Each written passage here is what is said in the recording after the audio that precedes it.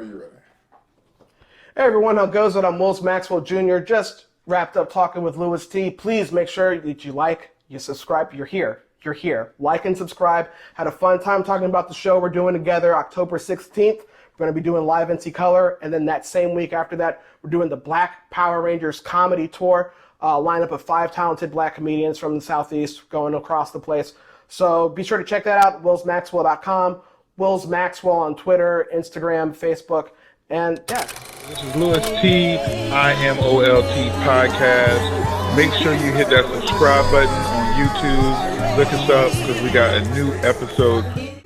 Champion bound, I'm Malcolm X with a pinch of Christ. Cashes with the jab, I'm Floyd May, my defense is nice. Crafted by a Mac, I'm embedded to get the cheese. Genius with the beats, this pop art and I move with ease. Genius. Heart cold, apply pressure. Every time I get a black nerd on here, it seems to be trouble. So because you know why that is. This is like a therapy couch for a black nerd. This is like, I have no one else to talk to about this stuff. Please let me. Is my hour up yet? Okay. But I mean, okay, let's start right there. So, I mean, I feel like we're up. Yeah. Like right now is our time. Yeah. Not only nerd, because nerd as a whole. Yeah. But I feel like black nerds as a whole. I mean, would you agree with that? Oh, absolutely. There's not been a better time, and I feel good for like any. Like black nerd boys, black nerd girls, black nerd, like anybody who's growing up in this time as a black nerd and is growing up in a time where there's already a culture that you can be a part of and embraced of, that's great. Because like, I can't speak for you, but I know growing up, if you're a black kid who likes nerdy stuff, you're also a child without a community because you're not, you don't have, like, I didn't have other, like, black nerds outside my house that I was, like, clicking on this stuff with. And so, like, and there certainly wasn't a discussion that made it seem like that was a common thing. Like, honestly, so, no, I feel like this is the best time, and I feel good for any kid who gets to grow up now with like that sense of community. It's like, no, you're not a freak. You're a kid who likes cartoons. You're a kid who likes comic books. Yeah, you know? and right now, you're the alpha because now the things that are popular, you know more about. Right. Yeah. You know the backstory that people are like, oh, who's this guy? Well, actually, this guy is so and so's father. Right. Yeah. Like. But they don't know that. You know what I mean? Like. For real. Like. I feel good just being me in this time, but I especially feel good for anyone who gets to grow up and not feel like they're by themselves. Like I really like that aspect of it. So how do those two worlds combine? Comedy, you've been doing comedy for well over a decade. You Nut Street alumni. How does you need to grow up. I know. I didn't say nothing.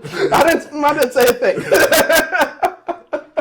So, how do those two worlds, are those two separate lanes? Well, obviously they're not because you got the Black Power Ranger Rangers comedy tour. Yeah. So I mean that right there is definitely a marriage of the two. But outside of that, how do those two things combine, or are they like two separate paths for you?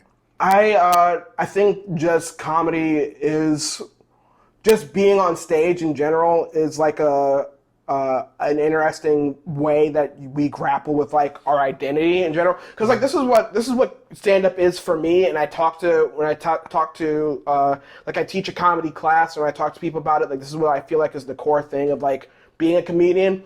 Is like when I get on stage, I'm making the audience laugh, but I'm also making the audience know what it's like to be me for that time. Yeah. So if you give me a 10-minute set, that's 10 minutes where these people who are not me have to be me for 10 minutes because I'm going to put them in my head for 10 minutes.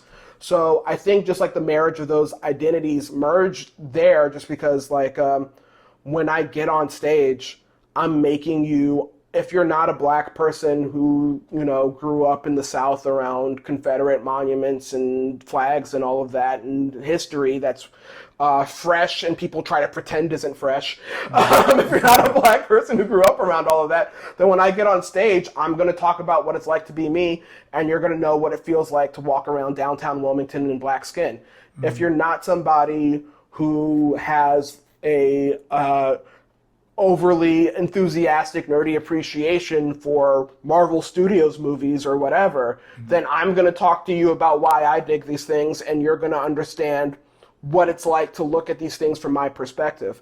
So, what being on stage has given me a chance to do is just like express that identity, but also like it's helped me like figure out all of those ways that it's intertwined, and it's basically just the feeling of being an outcast. Like you feel like, you grow up out here surrounded by people who make it clear that they don't want you to be here.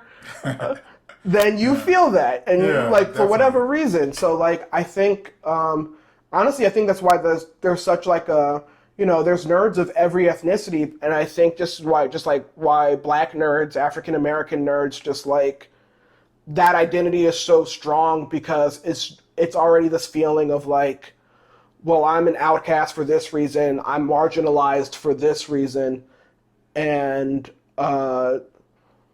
when you find other people who like kind of share that, who kind of walk in those worlds like that, it's a cool feeling of like, okay, well, I'm not by myself in this. I'm not a freak. I'm not a weirdo. I'm just part of a trend. Like, I'm just who I am. And I like the way I am as a person who exists, I'm supposed to be this way. It's okay that I'm this way. So I think that's like, I don't know. That's a thing that I constantly wanted to feel as a kid. It's a thing that I've arrived at as an adult. And now it's a thing that I try to like present on stage so that way hopefully other people get like, for whatever reason, like you're not, whatever way you are, you're not by yourself. Like I'm not part of the LGBTQ community, but like I hope that like for those who are, when you see comics who are on stage or you see people in the arts who are performing, it gives you a sense of like, okay, well, I'm not by myself. Like nobody who is marginalized for any reason, nobody who feels like they're isolated is actually isolated. Like you're not. There's people like you who are out here and are thriving and know that they are who they're supposed to be. So yeah. So are you okay with the name? Like, is nerd our badge, or like are you okay with that? Is that the N-word? No, I'm just like, is that like, and if you are cool with it, because I still have friends that's actually in between our age. Yeah. When I call them out for being nerd, like, or something nerdy, they still kind of get offended by it, but not. It's like it's such a, depending on how old you are, it's such a weird thing, because I'm sure you grew up with it not being a good thing. Oh, sure, that's the thing you get called while people are like punching you or whatever. Like that's the thing you get called while people are spitting loogies at you. It is the N-word. Yeah. So yeah, I think. Just like the N-word, I think there is a certain power in taking it back. I think, I don't know about badge, but I think it's just like there's an understanding of like nerdiness is a real thing. Like it is a thing, like if you, and basically what I kind of hit on was like, if you're a nerd, that just means there's a thing you're passionate about. Yeah, that's all that means. The biggest nerds are people that's in sports. Yes, exactly. Yeah, somebody nerd. Yeah, somebody that does any kind of fantasy football is a bigger nerd in that than I am in any genre. No, you're out here watching Joel Embiid play and hoping that he gets a certain like stat line because it helps, because whatever real Joel Embiid does, it's good for your fake Joel Embiid on your computer. Like it's nerdy. So I think there is a kind of honor in that, just because it's like just all it means is you care about something. All it means is you're passionate about something, and it's better to like, whatever things there are, if it's sports, if it's arts, if it's music, whatever that thing is that you are passionate about, it's better to have that than to have nothing, which was like my point of view of all like the cool kids. It was like I would like try to like I know for a fact there was like years of high school where I was like, I bet I can at least present cool. Like, I'm not cool, but I bet I can at least pass if I tried. And it was like trying to like pay attention to the cool kids, like, how can I pass as cool? And realizing it was like, oh, I have to pretend that I don't like anything. I have to pretend that I don't like anything unless a person cooler than me likes that thing, in which case then it's okay to like it. But until then, much work. Yeah, it's easier. It's easier to just be you and to feel like there's no shame in like just liking whatever it is you like. Yeah. Because one, you know, you're headlining Live and See Color, which is almost like the precursor to your Black Power Ranger tour. Yeah. And I struggle with trying to find like a badge to kind of like put everything under. Yeah. Because it's like you got, you know, so one, you got different mediums. We got like D&D Sluggers. Yeah. Which, I mean, to me, I feel like he's like king of woman to nerd. Yes. Yeah. But, you know, he's kind of like over like on like, but he's like in the, because like nerd is now it's such a big badge or a small badge for such a big thing. Yeah. Because you got video game nerds, you got anime nerds, you got comic book nerds, you got real like It's so much. It's a big umbrella now. and a big umbrella. And like somebody like I didn't embrace the badge not because I have anything to like anything against it, but I felt like man, there's like real nerds out there, like higher now what I classify as higher level nerds. Yeah. That I feel like I'll be discrediting it. I was like, I've never played D&D. Right. Yeah. So how can I be in the same classification? I've never LARPed. There's just different things I've never done that I'm aware of. So one, the fact that I'm aware of it, you're right, that makes me a nerd. But you don't, but it's like I'm in between. So I can talk to you that's no nerdom or level 1, but I also can talk to these people, and I know these people on level 10. I'm pissing off because I'm not on their level. Because there's the nerds that are like at every level. If they're on 1 or 5, there's nerds on every level who will gatekeep and be like, you don't know about. Yeah, because on every level you got a specialty. So like you might be an overall level 3, right? But you're like a level 8 Harry Potter nerd. Right, yeah. You know what I mean? So it's like I can't even say that I like Harry Potter because I don't like it enough. Yeah, right. It's like I can't even make like a sorting hat joke around you. You can't. You gonna police this, right? Yeah. Or like a Marvel nerd, or not. Matter of fact, Marvel's so big. A Spider-Man nerd, right? But I didn't read the Clone Saga with Ben Reilly, and you know what I mean. Like so, like. Like which any Spider-Man nerd will tell you not to. Yeah, will tell you. Like, but I'm just, I'm just throwing that out. Like, oh sure, yeah. It's like there. So there is a lot. How do you feel about the gate? Because I've talked to Nico Jump about that. Yeah. How do you feel about the nerd gatekeepers? It's funny because it's like and I think it's different for this upcoming generation, which is a good thing. But I think in general, people like my age and up. If you're a nerd, what kind of unites you with other nerds is that you got bullied. It's like you got picked on at some point. And so, like, I feel like gatekeeping's weird because it's just like, okay, now I finally have someone that I can bully. It's just like someone picked on me for liking D&D, but now I get a chance to pick on someone for not liking D&D enough. So in all things, there's a diversity. So even in this, subset of a subculture of black nerds, like there's diversity, and we just gotta be cool. Like we can kick it whatever. It's like different because like our friends over at Negro Jump, they like anime. Yeah. I don't like anime. That's really I never really got into it. I didn't really. I watched like Pokemon and Digimon as a kid, but those were like one of the few cartoons or fandoms that I felt like I outgrew, and also I never really got into like the real action anime shows. So like One Piece, Naruto, I never watched those, so I never got into them. Dragon Ball. I watched Dragon Ball when I was a kid, but that was like a show with the that tail or out without the tail? without the tail. Without the tail, I watched it was whatever was Dragon Ball Z on Toonami in the late '90s. But yeah, like that was one of those things. As I got older, I just like it wasn't even a day of like I don't like Dragon Ball anymore. I just fell off with it. Yeah. So like there's a diversity there where like I don't like anime, but they do. There's just different things that we're all into, but we all still kind of fall into this subculture of like, black nerds. I had Cordero and Gerard on my podcast individually, and I asked them both like, how do you feel about the term blurred? And they both told me individually like, no, that's not the one. They're like, we're black nerds. We're black. We're nerds. We don't want to be blurs. We don't want to be grouped into like the blurred labeling. So like, there's just all these different like subsets, subcultures, and everything. But I think for us, as far as like the gatekeepingness of it all, you just do without it. Like, it was just the whole point of feeling like you belong is feeling like you can belong. It's feeling like you're free to like whatever you want, and understanding that if you're free to like whatever you want, then other people are free to like whatever they want to whatever extent. I'm not gonna.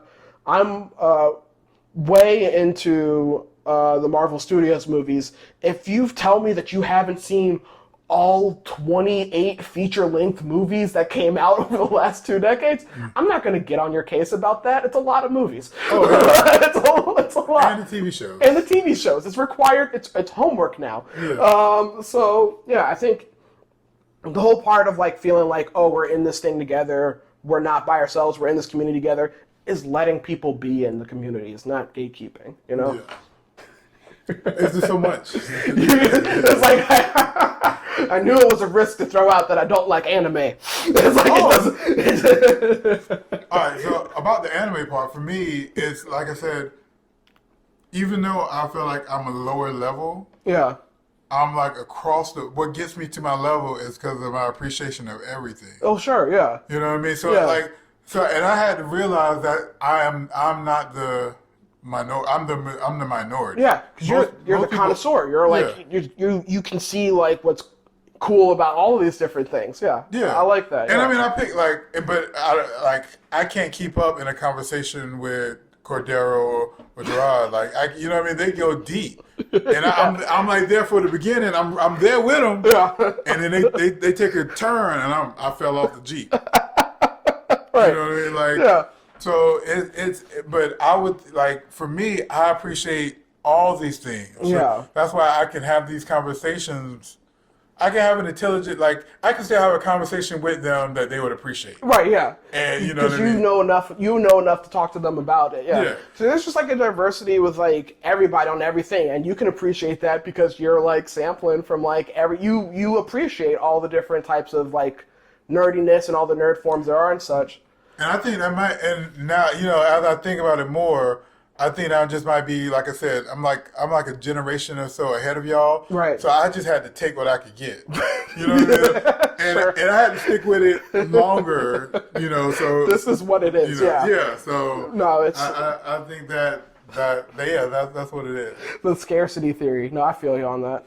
So. Yeah, even with this tour we've got coming up with our lineup, like we got 5 people on our dedicated lineup where it's just like, it's all different levels of nerdiness and all different levels of that. So even having diversity amongst that, like it's even amongst, like I collected a group of like nerdy black comedians, but it's still, if you come to this show, you're not going to hear the same act 5 times. We all still have our very different, unique points of views, and it's still not a monolith. It's still like a very, I don't know, there's still a diversity to like even this lineup of this. Yeah.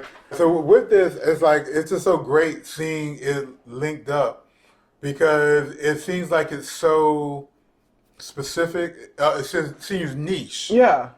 But even in the nicheness, it's still different. Yeah. And it's just good because we've had conversations about, I feel like black people as a whole, but then, so we're black. Right. And then 2, we're in this sub genre of nerddom. Right, yeah. But we all might be doing our different art. Yeah. It seems like, man, we're all here together doing, so we should pool together. So Yeah. it's like pooling. And This thing we're doing with the show, like with Live NC Color, I'm so excited for this lineup, just cause you are doing that. Like we're doing like a variety show. Like not only is it like, oh, these are different types of nerds. These are different types of performers. Like this is gonna be it's gonna be a really cool experience for everyone who comes check that out, because it's even then we've got a diversity to it. If Tim, I mean, even though Tim's just, I almost wish Tim was performing, but it just he's brilliant, man. Yeah, Tim is the one that introduced me to like nerd. Like I didn't know there was like a thing called like nerd. Is it like nerdcore? Right. Yeah. And Fifth Horseman, the way he embraces nerdom like no other. He's amazing. He's his spoken words next level, but also not only is he's a genius in the way he uses his words. He's a genius in the way that he conveys his feelings and like his experiences and everything into his art.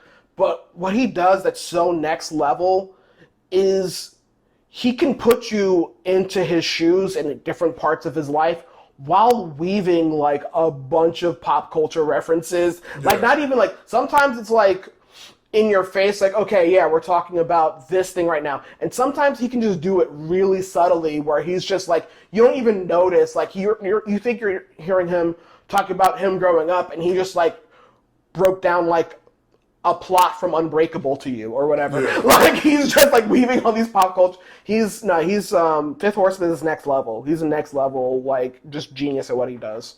Yeah. And then you. So and then you're headlining. You're the headlining comedian. And I'm honored. Like I'm excited to do it, but also just to look at this lineup with like Sky Blue, to have Tim out hosting. Megan Cook's going to be on there, which is going to be a lot of fun to see her go up again. Just with this lineup, like it's a dope lineup. Like if you just told me I'm on the lineup, I'd be like, cool, yeah, that's great. I'm honored just to be on this. To say I'm headlining it is like, all right, cool. That's wild because Sky Blue's here, because Fifth Horseman's here. But I'm excited. I'm honored to be headlining it. And like you said, it's like the same week that we're going to kick off. We're going to go to Black Power Rangers tour. Our show is Sunday at 3 o'clock, Dead Crow. And then that Thursday is going to be the very first show on this tour we're doing. Is this your first tour? This is my first tour. This is my first tour at all, and this is going to be the first tour with this lineup, yeah. So why the Black Power Rangers? I knew I wanted to do a lineup tour. One of my friends, our lineup is, it's me. We got Brandy Roberts, who you know Brandy. Brandy is Live NC Color alumni. She was also headliner. Tore it down. Freakishly talented. I was so excited when I asked her to do this with us, and she was immediate. Like it was like a minute later, I'm like, hey, I'm doing a tour. Do you want to do it? And she's like, yeah, no, I'm in. Like I was like, I like her, but I'm a fan of her too. She's just really funny. Very funny. So that's going to be a lot of fun. So we've got Brandy Roberts, our friends from Negro Jump, Cordero Wilson, Gerard Fortune. They're going to be coming down. They're going to be traveling with us for this.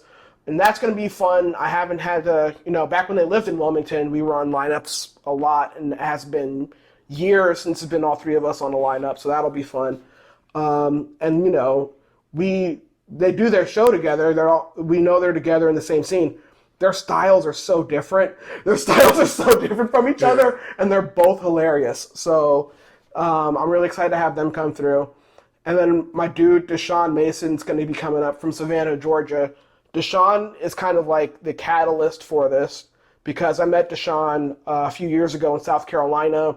We didn't know each other. We'd been part of different scenes and everything, but it was like we knew each other for like a day, and I was like, we need to do everything together. We need to do projects together. We need to go on the road together. Like we need to this is my dude. Like he's so funny. He's really clever. He's very inventive. One of our stops is in Savannah at the theater. He works out of the Front Porch Improv Theater, and he does this thing. The show's going to be all of us doing our acts, but he does this thing at Front Porch Improv in Savannah where he goes in front of the audience at the beginning of a variety show and gets suggestions from them, gets words from them to make a new stand-up set. So he gets the words from them at the beginning of the thing. They do the show for an hour, and he's in the back in 1 hour turning these suggestions into a new tight five, into a new 5-minute set.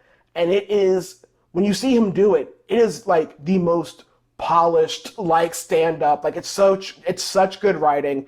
It's so impressive that he did it, like, on the fly. But if you didn't know that about it, you would see it and think that this was just his act. Like, he's just so good at, like... So is that like the comedian version of a freestyle? Yeah, I guess so. Yeah, that's like, it's a comedy freestyle. It's like these are your... Yeah. Yeah, if there was a, yeah, no, it's freakish. It's freakish. And there's, like, theme shows like that where they're like, hey, we're going to give you your words right now, and you riff it. And it's fun to see those, and it's also kind of with this understanding of like, this will be fun, it'll be improvised, you will be impressed because it's improvised. What he does, though, is just, it's solid. Yeah, I think that's the best way to put it. It's like I say, comedy freestyle. So, yeah, it's the five of us.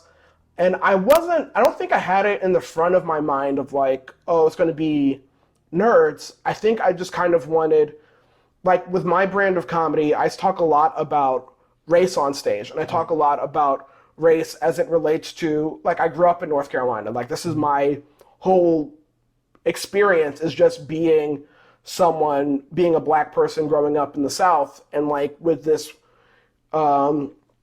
with the history and how much that history means to everybody. Like, it's on a different spectrum for how much people think it matters and what way they think it matters. And so I break that down a lot in my act, and I just kind of wanted this lineup of other black folks who are from here and can also kind of speak to that in their own way. Like, we're going to be making people laugh. Like, we're comics. These are like really funny. These are going to be really funny shows. But I think I just kind of picked people based on, like, these are people who do what I do, which is, you know, for the time they're on stage, they're making the audience be them and experience life as them for a while.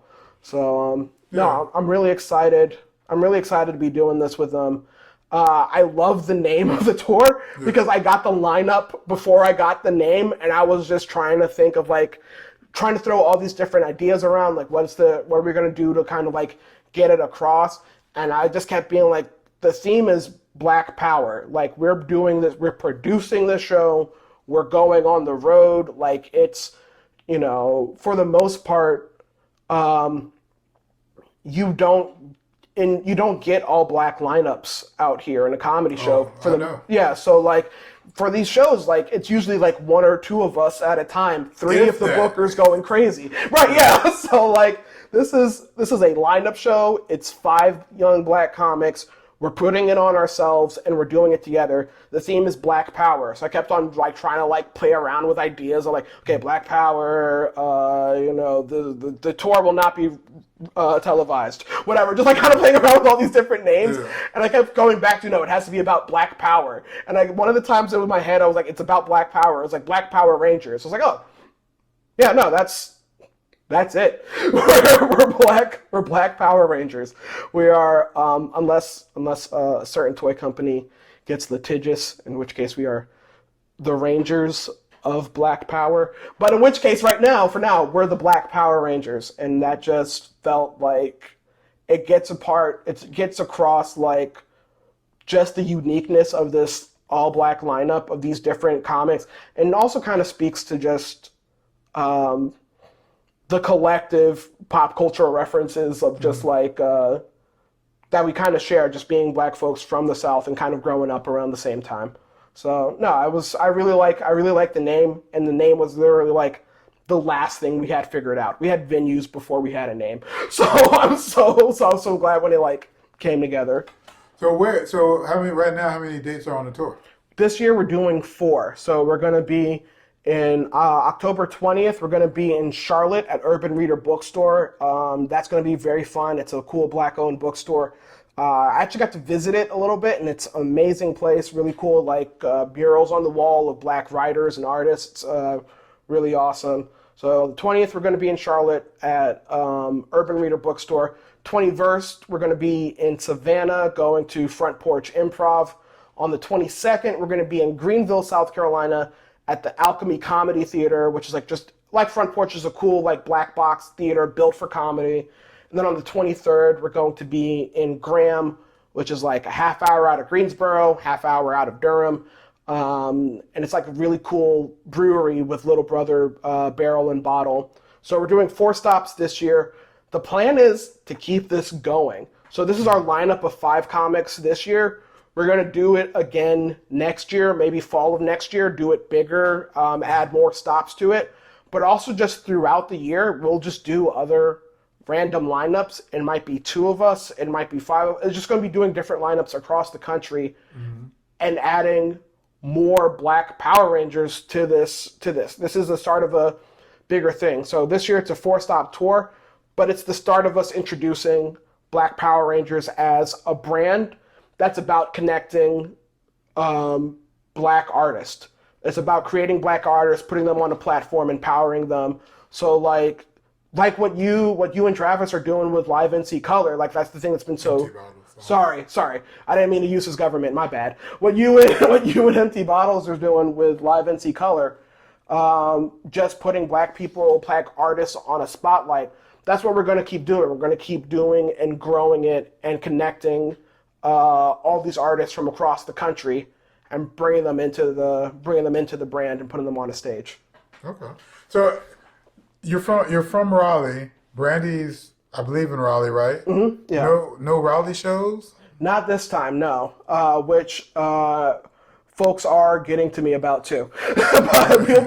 But for sure, when we do this again next year, we're going to be back in Raleigh for the 2023 tour, and more than likely have a different lineup show throughout, without being a tour stop in Raleigh as well. So nothing this year, but we'll be heading back out that way. How difficult was it to put together? Like, I mean, I've put together a tour before, but explain how difficult it is, or was it difficult for you to string this together? It's been crazy. It's been honestly, it's been a whirlwind. A lot of credit for like this happening goes to my wife, because we talked about this at the beginning of the year, where she was like, "What are your goals for 2022?" And I was like, "Well, I want to do a tour at some point this year." And we got to like August or so, where I'd been busy with all these other different things I've been doing. And in August, there was no tour. We hadn't put anything together. And she was like, "Are you still trying to do a tour in 2022? And I was like, honestly, let's just say early 2023. We can plan something now, put it down the road, and like, we'll just do something next year." And she was like, "Well, you said you wanted to do something this year. I think it's better for you to try to do 4 stops, put something together this year, so that way you can say you've done it, but also give yourself a chance to figure it out." So this is like our first tour that we're putting out there, but also like when we do this again, we already have so many things we've learned from all these different talented people we've been talking to and all these different venues that have been cooperating with us. So this tour, for putting it together, this year is already going to be awesome. Like, this is going to be a really cool, fun 4 stops, 4 days. And then what it's going to really do is put us in a solid position to do something bigger next year, and then do something even bigger next year. Just keep it growing beyond. So I am Black Power Ranger Festival. Yeah, let's do a Black Power Ranger Festival. Yeah, like I'm so excited about this year, and I'm just so excited about the possibilities and like where we can go from here, because we're making it happen. You know, it feels good. So, and this might not just be my ignorance, but as far as up until recently, it didn't seem like you were very active with stand-up. Would that be accurate? No, in town, what's kind of happened the past few years is everything was kind of picking up. 2019 was like the year I won top comic, and then like doing a bunch of things from there. And then the pandemic hit. And then once the pandemic hit, it was a thing where it was like for that year, 2020, and then kind of like the end of last year, I stayed home. I did virtual shows. At this point, I was still on WWAY every week, so I was still writing and performing comedy that way. But like, yeah, for like the bulk of that year, I stayed home. So what's been going on this past year is been back to doing shows, been back to like being active in different areas around, going into South Carolina, going into Greensboro. Been really having a lot of fun with doing different things at Dead Crow and things in town. So this year has been a lot of like kind of getting back into it after having like years of, okay, we're doing this thing, it's picking up, it's picking up, it's picking up. The world stopped. And so I took a beat with it and I've been getting into it. What I did take a full break from was producing comedy shows, because I used to do a monthly stand-up show in Wilmington. I did Late Fear, which was my live talk show. I did that here for 3.5 years. So I had years where I was very active in stand-up and producing at the same time. Mm-hmm. And I took a full stop on producing and just focused purely on like getting up, writing, and doing shows. Mm-hmm. So if I put all my energy into that, stopped producing. So that's another thing that's got me excited with this tour, is that it's the first time in like 2 years where I've gotten back into like producing shows, where I've gotten back into like creating my own thing. So that's going to be, that part of it feels good. That part of it feels like right to be like getting back into the swing of like finding talent that I like and putting them on and advertising it.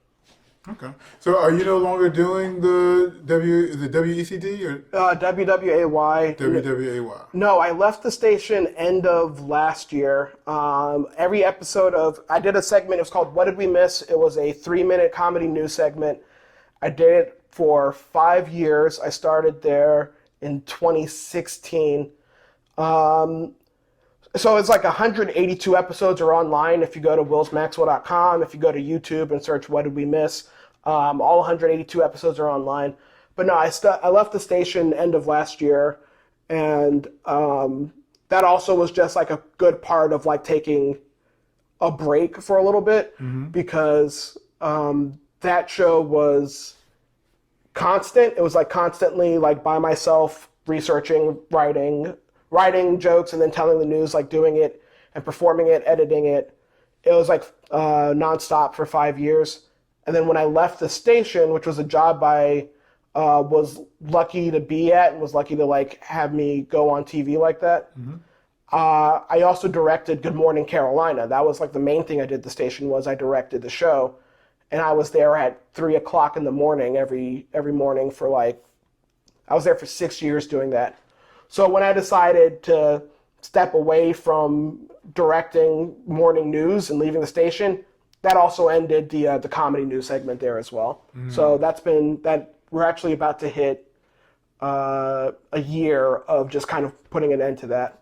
It's still online, folks can find it, and I still get, it's fun because what I do now, my day job, is I work with a nonprofit and help people get covered for health insurance. So I get to be in the community and I get to meet people. And what's fun with that is like I'll talk to folks like, hey, how are you doing? We do free healthcare outreach. How are you doing on healthcare? And they're like, aren't you the guy that was on TV? And I'm like, yeah. And they're like, why don't you do that anymore? And I'm like, because I do this now. And they're like, why? So it's fun but like, no, it's been a good move. It's been a good move to like put my energy into getting on stage and putting my energy into like doing my daytime job of just like getting into the community and talking with folks. I really enjoy that part of it. Okay. Everything's on willsmaxwell.com. If you're looking for tour information and tickets, it's willsmaxwell.com/tour 2022. And yeah, just if we're coming to your town, or if you know folks in those towns, we're excited to see you. Like these, we're getting ready to do this, and we're just having so much fun planning it with this lineup and with these venues and everything. We can't wait to get this started. Honestly, I can't wait to get this started and to keep growing from there. So yeah, willsmaxwell.com, and on pretty much Facebook, Instagram, Twitter, Wills Maxwell. It's just very simple. You look up Wills Maxwell, you'll find my pages there. And you can also follow Black Power Rangers Comedy now. There's Black Power Rangers Comedy on Instagram and Black Power Rangers Comedy on Facebook. You can follow those pages too and keep up with what we're doing this year and what we're going to do past this year. Awesome. Well, thank you for coming to sit down and talk to us. I can't wait to see you October 16th, and hopefully maybe I can check out some of the Black Power Ranger tour. Appreciate you, Lewis.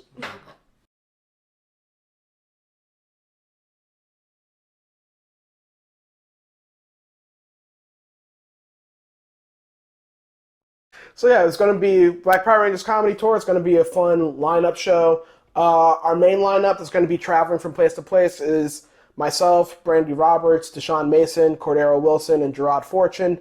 But then as we make some stops, we're also going to get joined by like a local guest who's going to come on and do time with us. So when we're in Charlotte, Jordan Sentry is going to come join us in Charlotte at Urban Reader Bookstore on October 20th. Jordan Sentry, just super funny, just brilliant guy. Everything he does is just like tight and crisp. If you've seen him online, you've probably seen his TikToks and his Reels. Just very brilliant writer across several mediums. And then when we go to Graham, we're going to be joined with one of my favorite dudes out of the Greensboro scene. Zoe Myers is going to be out there with us. Zoe, just skilled, just sharp. He's been doing this for a long time. Super funny. And I told him recently, like every time I see him, it feels like he just gets like a little bit funnier, which is great, but also like makes me a little jealous because, you know, I want people to kind of like stay where they're at. It's like, what are you doing sneaking up in funniness every time I see you? But no, Zoe, just really brilliant guy. He's going to be our special guest out in Graham. So yeah, each show is going to be a fun lineup show. I'll be hosting because I'm excited to present each comic, and then I'm going to headline. I'll be hosting up top, and then I'm going to close it out, and you're going to get to see everybody do like their act. Like it's our space to like do our feature acts and like really bring it. So yeah, no, it's going to be a lot of fun. And where can people buy tickets? You go willsmaxwell.com/tour2022. Tickets are available there. Tickets are available at all 4 locations. They're live now. Come grab them, willsmaxwell.com/tour2022. And This thing we're doing with the show, like with Live NC Color, I'm so excited for this lineup. Just because you are doing that, like we're doing like a variety show. Like not only is it like, oh, these are different types of nerds. These are different types of performers. Yeah. Like this is gonna be a really cool experience for everyone who comes check that out because it's even then we've got a diversity to it. So you're headlining. You're the headlining comedian. And I'm honored. Like I'm excited to do it, but also just to look at this lineup with like Sky Blue, to have Tim out hosting. Megan Cook's going to be on there, which is going to be a lot of fun to see her go up again. Just with this lineup, like it's a dope lineup. Like if you just told me I'm on the lineup, I'd be like, cool, yeah, that's great. I'm honored just to be on this. To say I'm headlining it is like, all right, cool. That's wild because Sky Blue's here, because Fifth Horseman's here. But I'm excited. I'm honored to be headlining it. And like you said, it's like the same week that we're going to kick off. We're going to go to Black Power Rangers tour. Our show is Sunday at 3:00, Dead Crow. And then that Thursday is going to be the very first show on this tour we're doing.